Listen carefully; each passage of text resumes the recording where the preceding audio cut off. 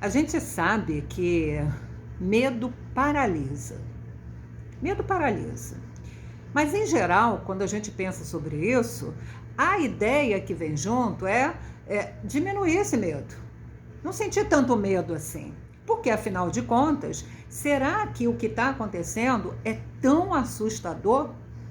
Concordo. Em geral, não é tão assustador, mesmo que seja desafiador. Mas eu gostaria de refletir sobre o medo por um outro ângulo, que o medo paralisa sim, e o medo pode gerar e provocar um conflito muito grande, não só dentro de si, como nas relações, mas por uma outra vertente. Esse é o convite.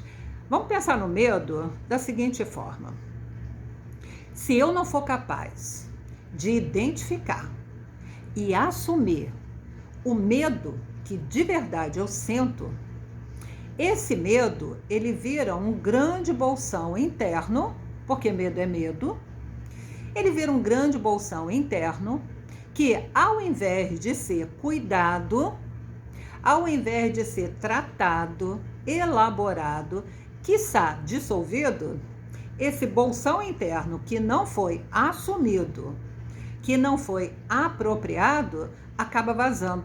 E, em geral, da pior forma possível.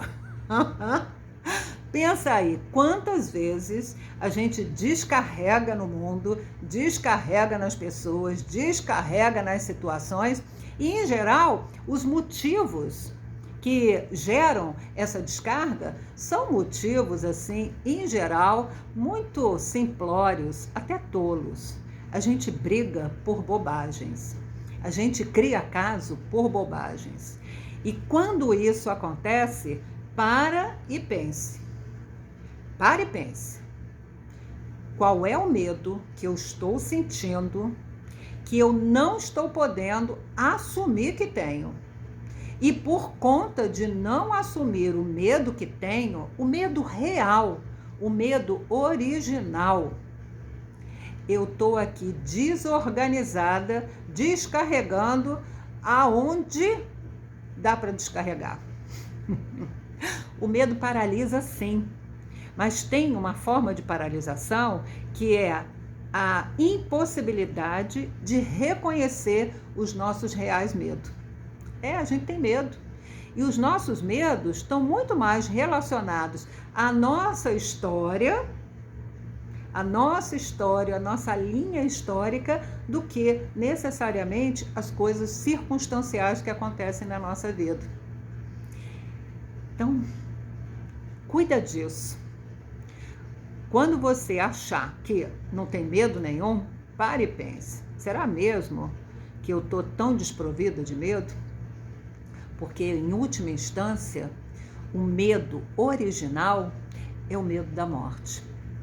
E esse medo, ele vai se revelando em formatos diferentes na nossa linha histórica. E se a gente não cuida de identificar os nossos medos, nós nos tornamos refém deles. E aí, o resultado final é sempre desorganizado e muitas vezes devastador. Então, cuide dos seus medos, não para superdimensionar, mas para você se responsabilizar de como lidar com esses medos, ao invés de descarregar. Eu fico por aqui. Um beijo grande no coração.